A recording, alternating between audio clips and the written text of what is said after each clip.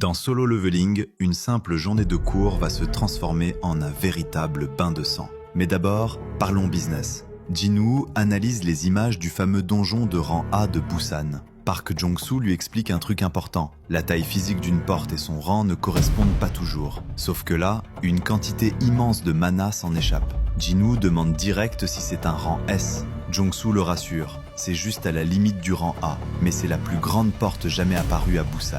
Le maître de guilde lui explique le problème.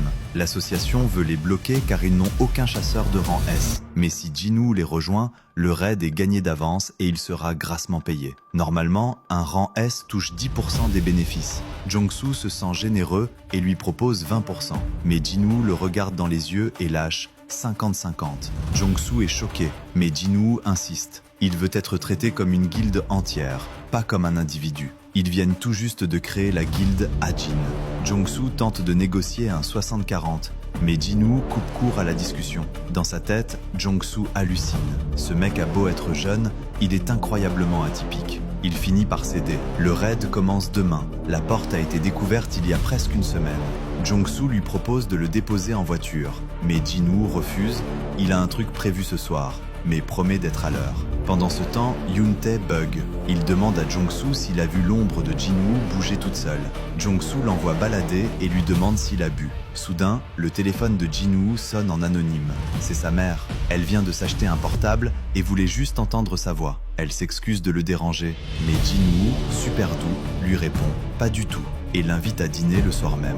Elle accepte avec une immense joie. Le lendemain matin, à Busan, la guilde des chevaliers encercle la porte. Jong-soo commence à vriller. Il reste 5 minutes avant le raid et Jinwoo n'est toujours pas là. Sauf que Jinwoo s'en fout, il s'apprête juste à utiliser l'échange d'ombre.